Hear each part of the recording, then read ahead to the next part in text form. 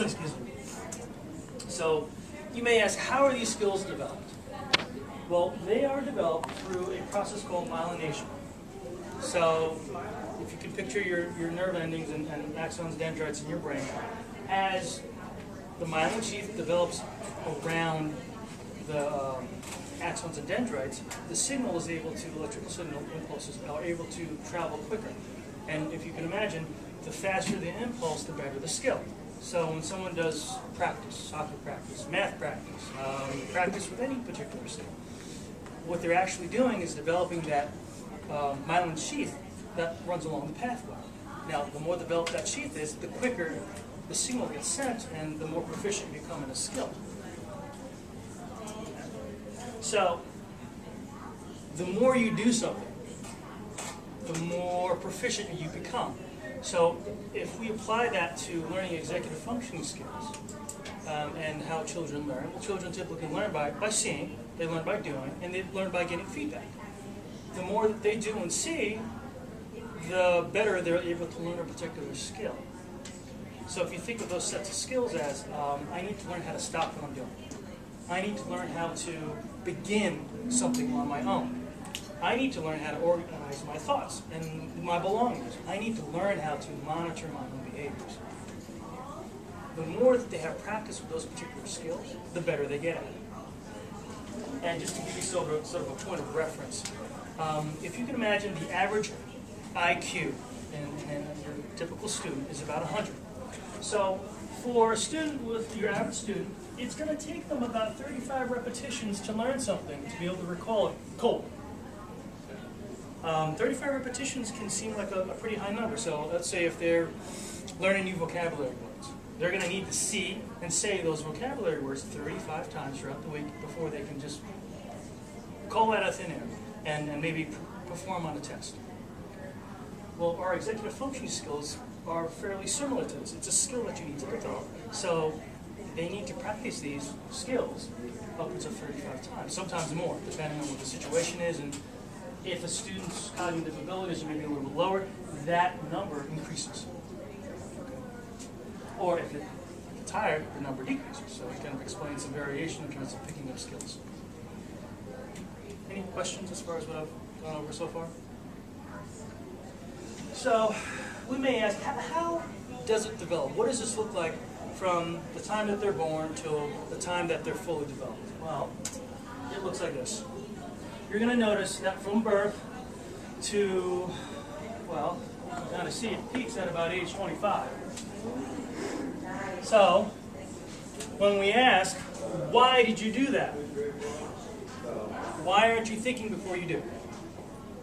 You knew you were having this assignment, it's going to be due Friday, why haven't you started the steps necessary to complete the assignment? Well, there's a big part of the answer right there. These skills don't fully develop till they're 25. And you'll see, starting at age 3, there's this huge developmental burst. It kind of levels off at age 5, and then takes another jump at around age 15. So during these times, you're going to see these huge gains, which is great, because now you're suddenly, yesterday they couldn't fold their clothes and put it away, and today suddenly they're doing it. Well, in part, this is some of the reasons why they're able to do this. But this doesn't happen all by itself. They still need to be able to see these skills in action. Just think about how you get through your day, how you organize your home, how you approach problems, how you handle frustration. You're a model to your child. They see how you behave in those situations, and if they see that enough, again, those are repetitions. They begin to imitate and model. And if they're able to do that with some feedback and scaffolding enough times, you're going to see development in those areas automatically. You can apply that analogy to school. You can apply it to any job-related skill. Teaching. The more times you do it, the better you get at it, until you get to a point where it becomes automatic. So I wanted to just highlight these two periods in time. These are some pretty crucial periods because biologically, they're ready to learn the skills. They're ready to take on more responsibilities and because of the developing executive functioning skills. But that environment has to be there to support them. In one of the books, there's a concept that they describe called building a prosthetic environment. Basically, you have children who don't have executive functioning skills. They're still developing. And what you need to do for children that are developing these skills is provide a prosthetic environment. So if a child is having difficulty remembering their homework, they may have a little checklist. They may have a routine that you take them through every day. When you finish your homework, you bring it to me. I check it. After I check it, we bring it to your folder, and then we put your folder into the book bag. You just taught them how to organize their homework. And through every day, they do this until it becomes automatic, and suddenly you're no longer having to walk them to the book bag. You're just going to say, oh, get your homework. Well, let me see it. Okay, you know what to do. It's become automatic. But that doesn't happen until they reach certain levels in development. I think this is a handy piece of information because if you've got a very young child who may be struggling, yes? Is there a difference between girls and boys? I would hazard a guess to say yes. I don't have the specific citations, but I know usually in language-wise, girls develop quicker than boys. When we look at the ability to inhibit responses, look at incidents of ADHD, there are usually differences across sexes, males and females. I would imagine that females have a little advantage here. But again, there is a lot of variation, of course, from individual to individual. I would imagine that there is. Physically, females tend to mature quicker than boys, so I would imagine this would follow the same trend. Any other questions? Okay. So, the next thing I wanted to talk about is the fact that students are going to have different executive functioning profiles. Those sets of skills that I rattled off a couple of times earlier in the presentation, well, they don't develop evenly within an individual, nor do they develop evenly across an individual. There's a lot of individual difference. So a child may have a particular weakness in an area, but may not have a diagnosable condition or disability. It's just their course of maturation.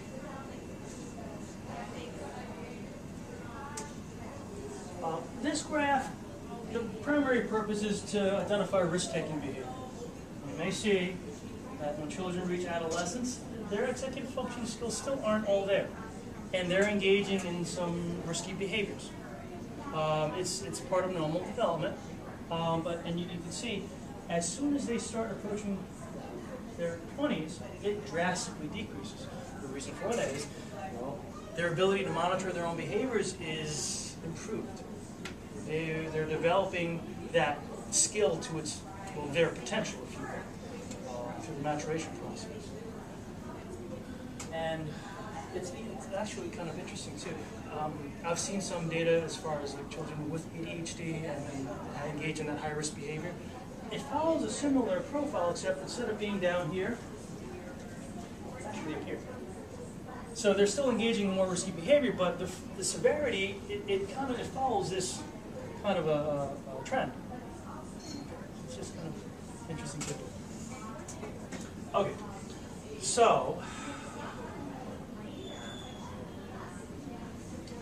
I wanted to talk a little bit about the environment. So as I said before, a lot of times we can do things in the environment to serve as a prosthesis for the student.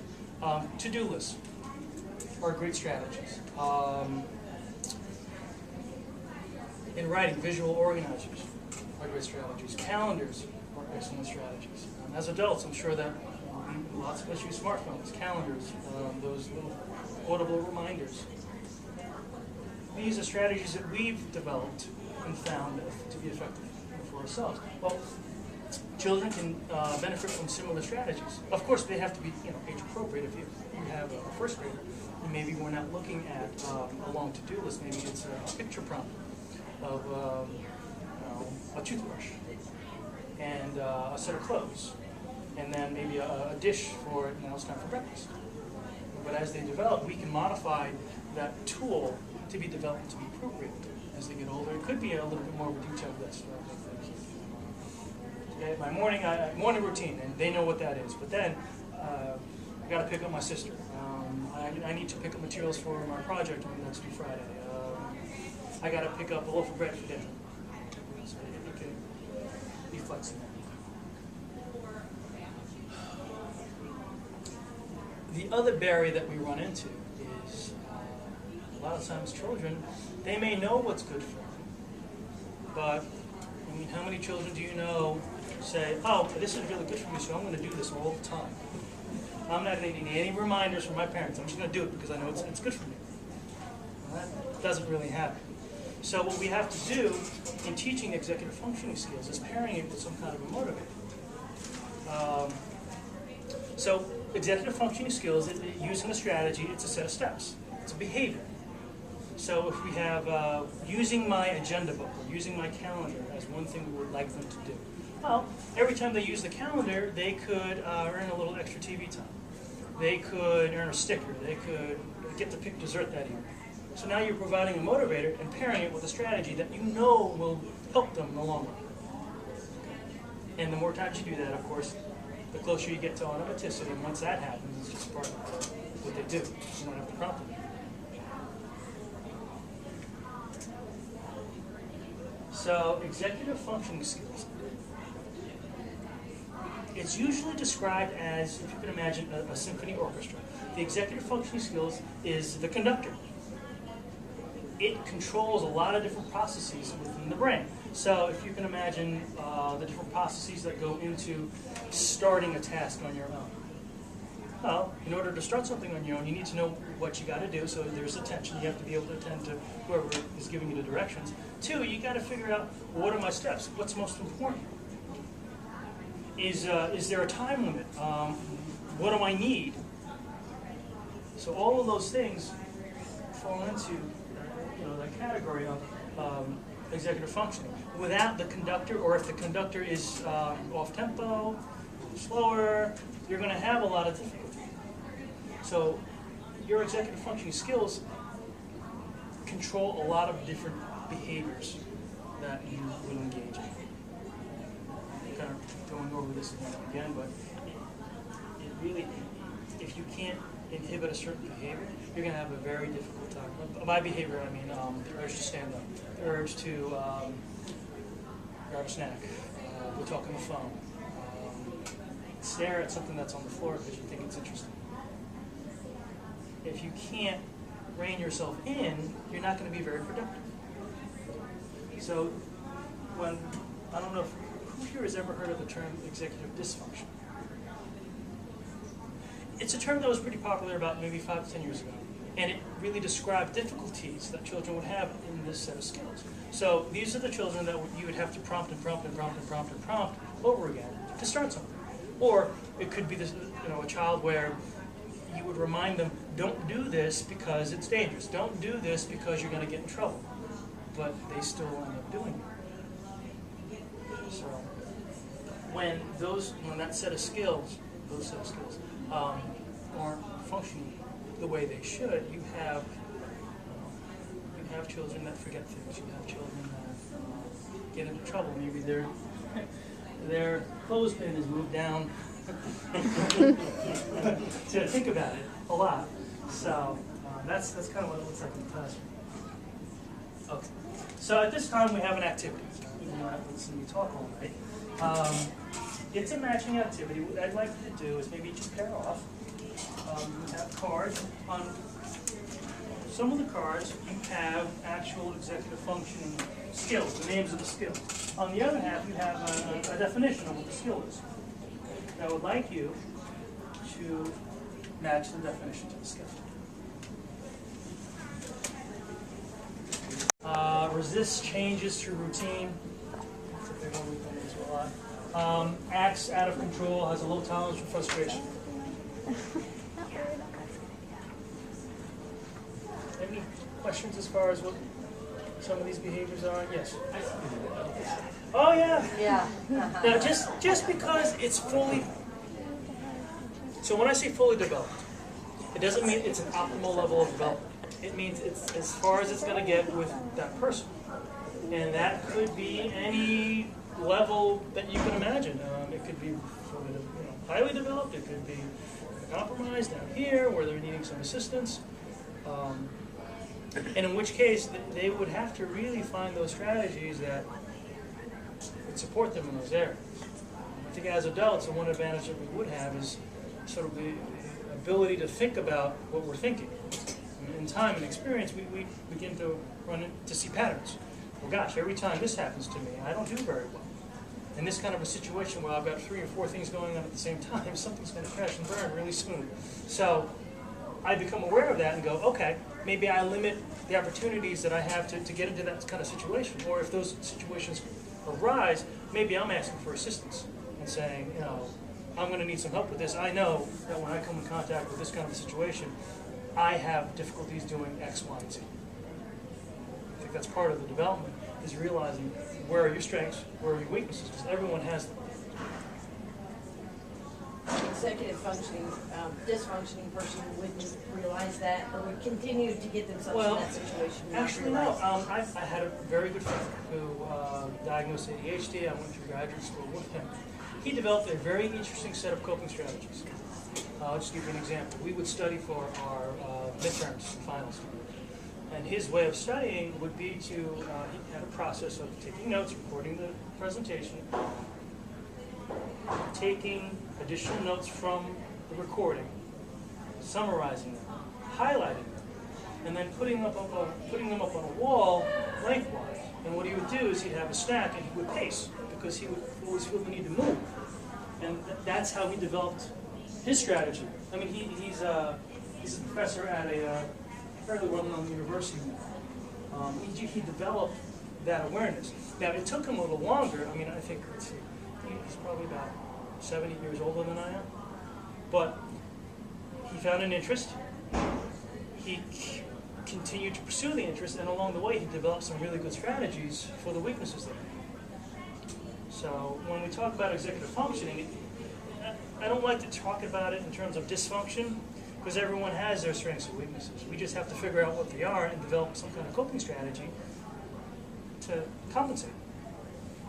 And I think that's what part of this presentation is really trying to say. When we have students that do this, you can pull, I don't know how many different students in any random classroom, they will exhibit one or more of these difficulties.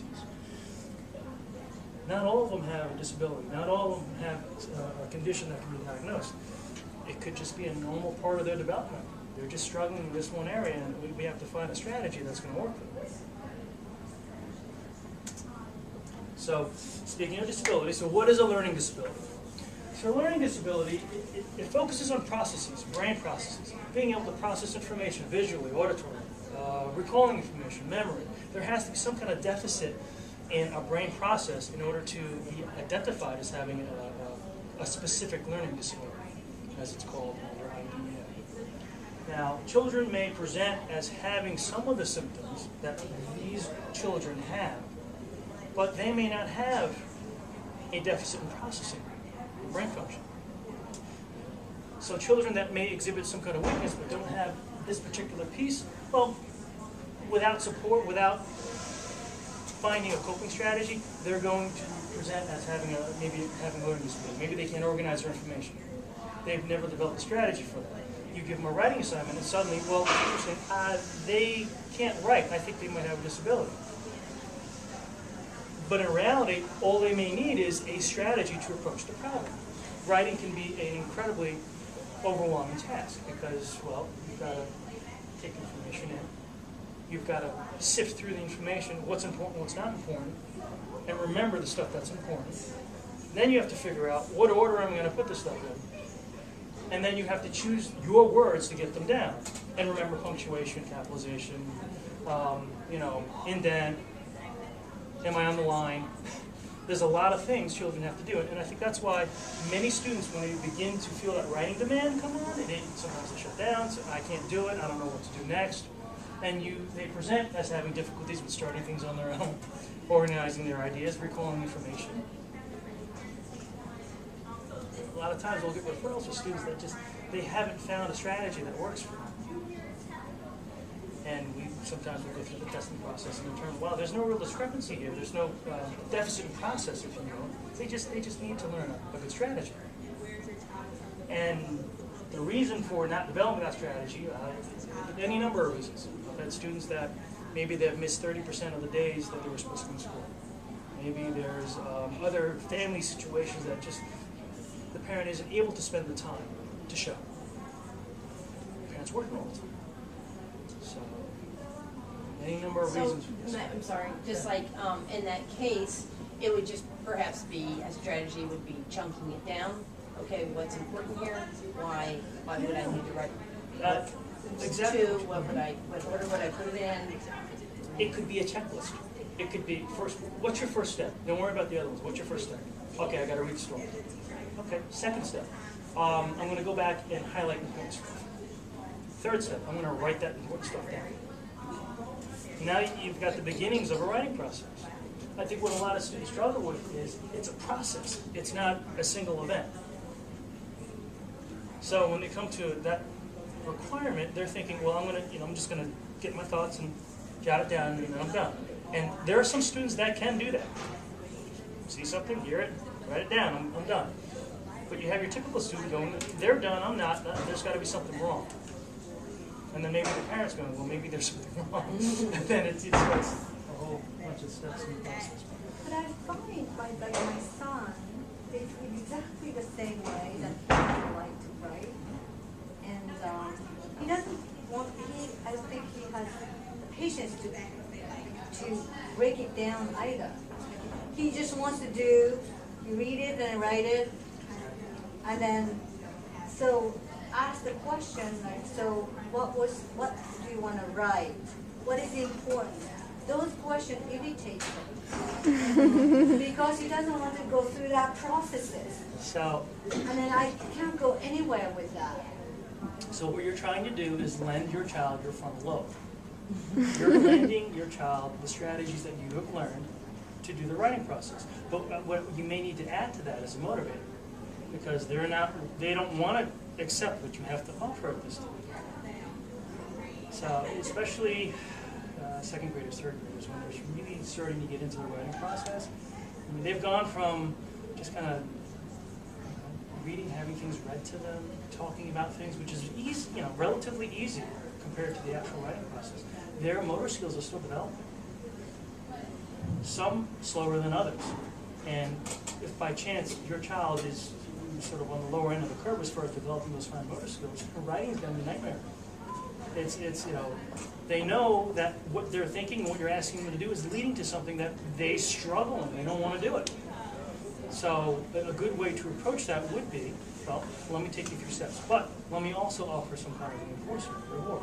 If we can get through these 3 steps, all I want you to do is tell them, well, read a story, tell me what's important, and then I will jot down some things that are important.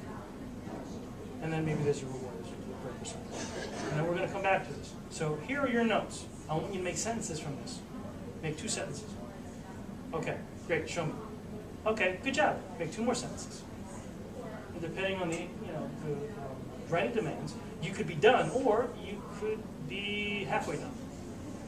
As you get up into the 5th grade, they're doing full-length book reports. So that strategy, although effective, is going to take you a little while. Make sure that I finish up before it turns out.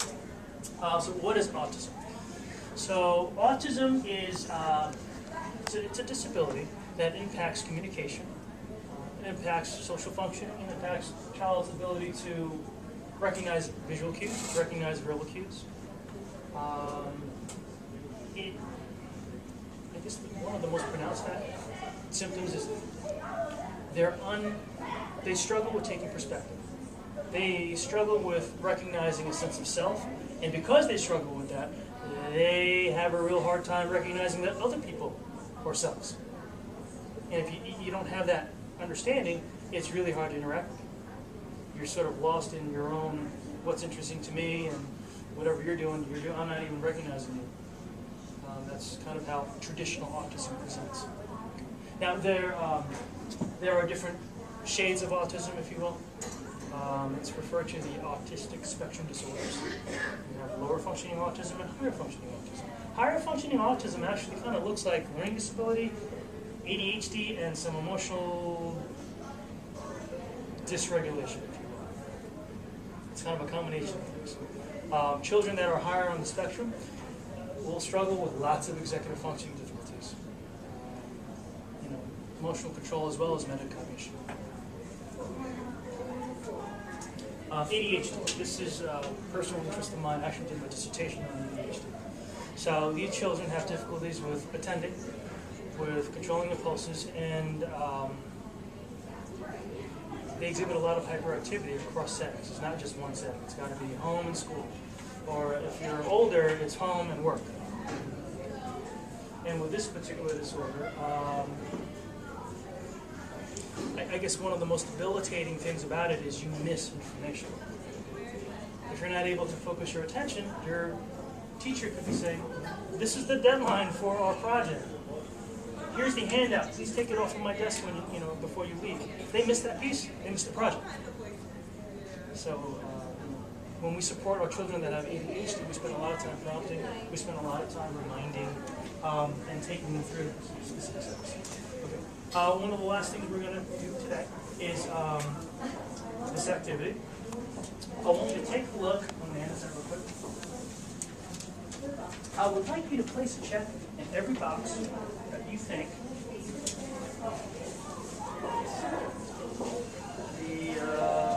Hello, Friends families. It's about that time for us to switch to our next session. I'm sure your heads are about to burst, but your students are fine, and it's time to move on. So what this activity, the purpose of the activity really is to check off which area do you think these children will have difficulty in. I'll take a couple minutes to do that. Let me hand this out to you. Let me do it fine. This is an executive functioning questionnaire. It is to identify strengths and weaknesses in your own executive function. You don't have to share it with anybody. This is just for your information. If you want to take a look at it, you can. I think if you have an older child or even a younger child, and you take them through this and say, look, this is a set of skills. There are certain things that I'm really good at and certain things I'm not so good at. And